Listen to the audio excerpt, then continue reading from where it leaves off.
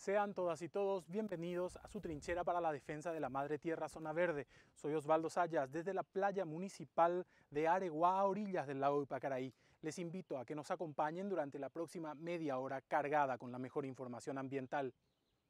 Recuerden que tenemos a su disposición nuestras redes sociales para que nos envíen sus comentarios. Estamos en Twitter como @ZonaVerdeTLSur, en Facebook como Zona Verde Telesur y nuestro correo electrónico es zonaverde@telesurtv.net.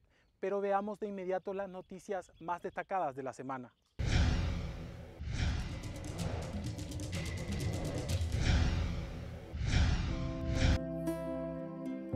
Desde 2011, el Centro Hambatu de Investigación y Conservación de Anfibios, ubicado en Quito, Ecuador, reproduce en cautiverio poco más de 30 tipos de sapos cuyas poblaciones han disminuido dramáticamente por el aumento de la temperatura y cambios en la humedad, consecuencia del cambio climático. Estos esfuerzos contribuyen a aumentar la diversidad genética de las poblaciones naturales y sus posibilidades de supervivencia.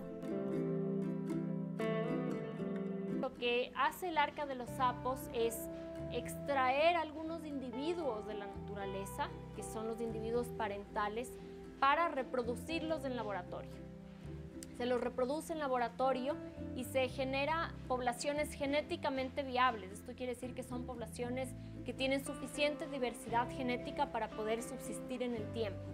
La reciente lista roja de anfibios del Ecuador ubica alrededor del 60% de especies en riesgo de extinción. Esta es una cifra dramática. El esfuerzo que hay que hacer y que tenemos que hacer es inmenso, ¿no? Estos esfuerzos se realizan con el objetivo de que los animales vuelvan a la naturaleza. En el centro se realizan ensayos de preadaptación para evaluar cómo responden los animales a predadores, enfermedades y variaciones en el clima, aunque en los laboratorios se generan poblaciones que tienen suficiente diversidad genética para subsistir en el tiempo. Devolverlos a su hábitat natural es un proceso difícil. No conocen a los predadores ni han enfrentado enfermedades.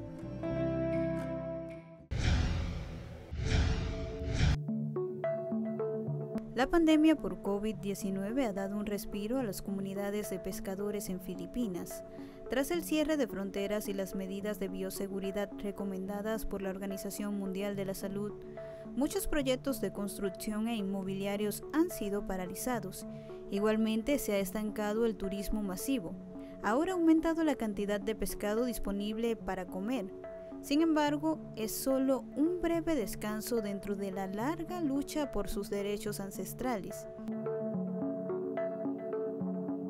ชาวบ้านยืนยันว่าบรรพบุรุษเราอยู่มาตั้งหลายร้อยปีแล้วเป็นผู้บุกเบิกของเกาะภูเก็ตแล้วจะมีนายทุนมาขับไล่เนี่ยชาวบ้านก็ไม่ยอมเพราะว่าเราอยู่มาเกาะความกระทบเพราะว่าเขาจะสมมติว่าเส้นทางที่เราจะมาทำพิธีกรรมนี้เขาจะปิดไม่ให้เข้าแล้วก็ที่ท่าเทียบเรือที่เราเทียบเรืออยู่ประจำเนี่ยเขาบอกว่าเขาจะปิดแล้วจะไม่ให้เข้าเนี่ยมันมีความกระทบต่อชุมชนมีมาก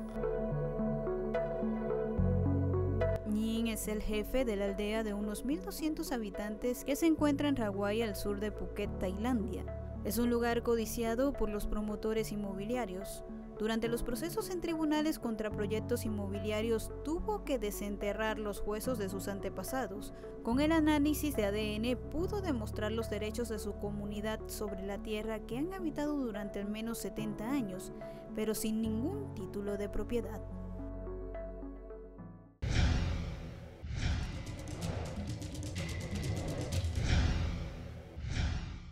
Hacemos una pausa, pero antes les dejamos unos tips para contribuir a reducir el cambio climático. Tips para contribuir a reducir el cambio climático. Gasta menos combustibles. Usa el transporte público, la bicicleta o comparte el coche. Cambia tus bombillas. Los focos ahorradores de tecnología LED reducen hasta un 75% el consumo de electricidad. Aplica las 3 R, reduce, reutiliza y recicla. De esta manera disminuimos el volumen de desechos sólidos que contaminan los ecosistemas. Haz compostaje. Más del 50% de los desechos suelen ser de origen orgánico. Al compostarlo, obtienes sustrato y fertilizantes para tus plantas y reduces la basura. Desde 1992, Fidel Castro advertía sobre las consecuencias del cambio climático. Y desde 1994, año en que la Convención Marco de las Naciones Unidas sobre el Cambio Climático entró en vigor, su objetivo ha sido lograr la estabilización de las concentraciones de gases de efecto invernadero en la atmósfera a un nivel que impida interferencias antropógenas peligrosas en el sistema climático. Veamos cuál es la realidad actual. Excelencia, una importante especie biológica está en riesgo de desaparecer por la rápida y progresiva liquidación de sus condiciones naturales de vida, el hombre. A pesar de que la Convención Marco de las Naciones Unidas sobre el Cambio Climático establece un marco general para los esfuerzos intergubernamentales para hacer frente a los desafíos provocados por el cambio climático, los recientes informes son poco alentadores al respecto. Hemos visto uno de los crecimientos más altos de la tasa de dióxido de carbono. Es más alta que el promedio de 10 años. El informe también indicó que durante el periodo en que las actividades económicas estuvieron paralizadas por la pandemia, las emisiones globales diarias de CO2 llegaron a bajar un 17%, pero el dióxido de carbono en la atmósfera acumula las emisiones pasadas más las actuales, por lo que se prevé que seguirá subiendo este año, aunque a un ritmo más lento.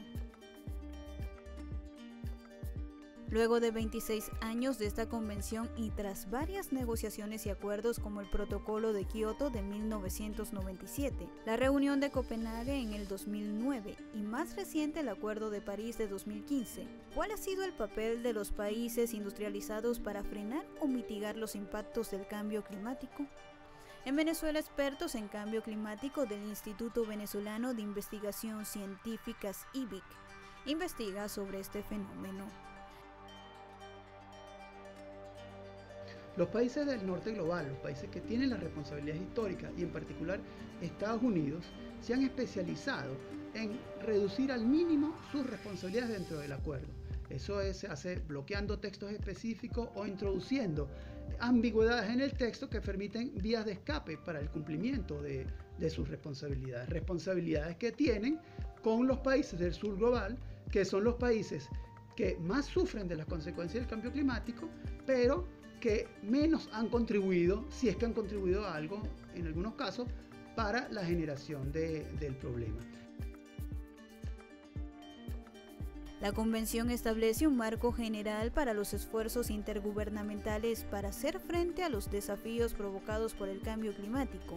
Dentro de este existen principios y en particular el principio de responsabilidades comunes pero diferenciadas. Es tal vez uno de los más polémicos, pero ¿en qué consiste este principio? En el último inventario de emisiones de Venezuela, la contribución de Venezuela a las emisiones mundiales se estimó en el 0,49%, la mitad del 1%, mientras que las emisiones de Estados Unidos están alrededor del 16%.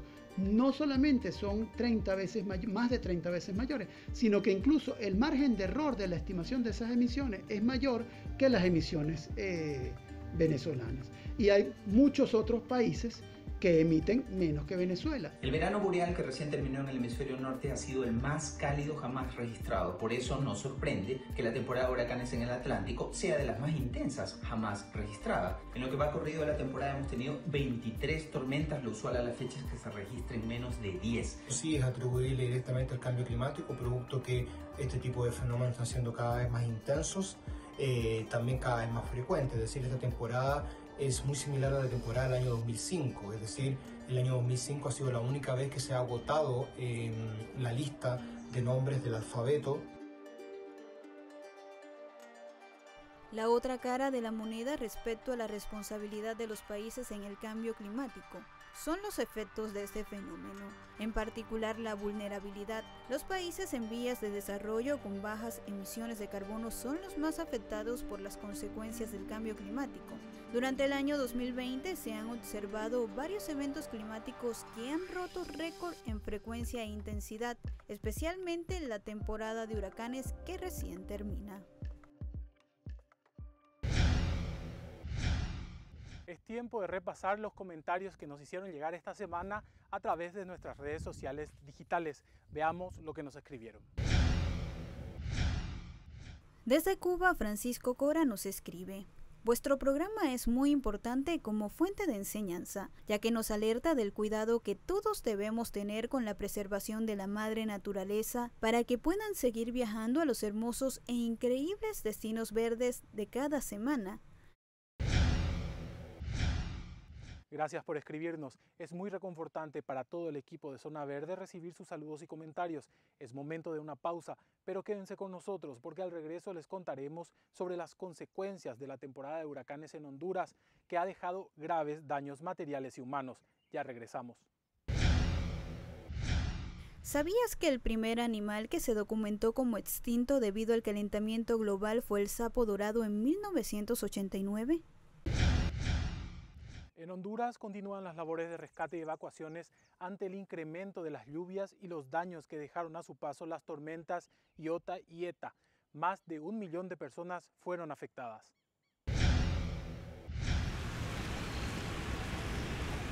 La inundación en el departamento de Cortés no ha bajado. Muchas casas siguen anegadas mientras las familias permanecen en las calles. Aquí el gobierno no ha venido a ayudarnos nada, la mera verdad. A mí me ha tocado estar durmiendo con mis niños en las bases de las camas porque los colchones se mojaron. Y la verdad aquí ni colchonetas han venido a dejar. El aumento de lluvias en las últimas horas ha complicado la situación de la vulnerabilidad que ahora deja derrumbes y comunidades incomunicadas. Hay muchos deslizamientos, como ustedes pueden ver acá. ¿Verdad? Hay un deslizamiento fuerte y también hay en la parte de arriba, ¿verdad? Donde hay familias que están en peligro en estos momentos. Entonces necesitamos, ¿verdad?, salir, unirnos, estamos esperando a las personas ahí para poder hacer algo allí, ¿verdad?, para esas familias. Mientras en las zonas cercanas a las playas el desastre también es visible. Cientos de personas fueron evacuadas en el municipio de Omoa, que ya era perjudicado por la pérdida de playas. El daño en las zonas de playa en la región norte de Honduras ya se venía experimentando por los efectos del cambio climático. Ahora la situación será más complicada para los habitantes de esta región. Las complicaciones llegaron a la zona con las recientes lluvias que colapsaron los afluentes ya afectados por las tormentas Iota y Eta. Y habíamos sobrevivido, nos había pasado un tornado que se hizo con Eta y otro que se hizo con Iota, pero no habíamos quedado tan mal como hemos quedado ahora de esta depresión tropical que nos ha causado una devastación completa en el municipio. Para los pescadores de la región la situación no es nada fácil, pues a los daños a sus viviendas suma la dificultad para salir a pescar. Bueno, no tenemos paz ya acá. Cada tormenta que pega, sabemos de que nos toca hacer lo mismo en la playa, limpieza. La pesca se nos ha puesto un poco más difícil también. Y la amenaza de río que nos traje todos estos palos acá. Las labores de limpieza en la zona norte de Honduras aún no pueden efectuarse, pues el agua no ha bajado y los derrumbes impiden el paso a zonas más afectadas. Hilda Silvestrucci, Telesur Honduras.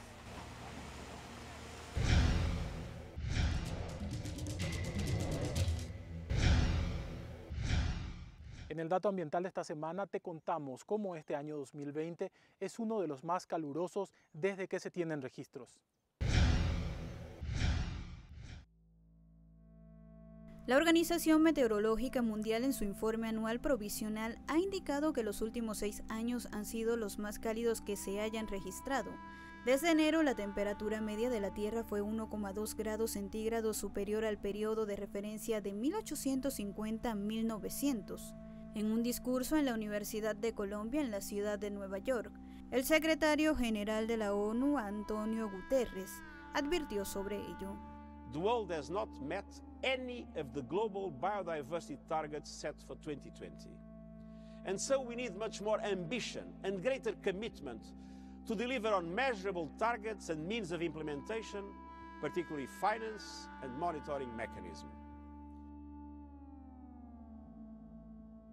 Este 2020 de calor extremo, incendios, inundaciones, acidificación de los océanos y la temporada récord de huracanes en el Atlántico son signos de que el calentamiento global sigue inexorable su curso sobre el planeta. La mayor subida de la temperatura se dio en el norte de Asia, en concreto en el Ártico siberiano. Asimismo, la temporada de incendios que afectó a amplias zonas de Australia, Siberia, el sur de la costa oeste de Estados Unidos y América del Sur fue la más virulenta de los últimos 18 años. El secretario general de la ONU también mostró preocupación por el poco avance en las metas de conservación de la biodiversidad.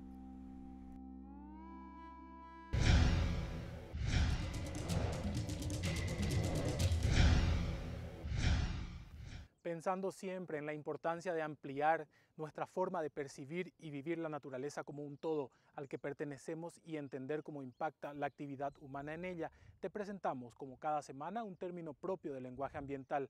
Hoy nos referimos al vocablo turbonada. Turbonada es un aumento fuerte en la velocidad del viento que suele ser asociada a tempestades como las lluvias, tronadas o nevascas. Se caracterizan por ser bastante repentinas. La duración de este tipo de vientos es muy breve y se presenta en zonas geográficas con tendencia al frío.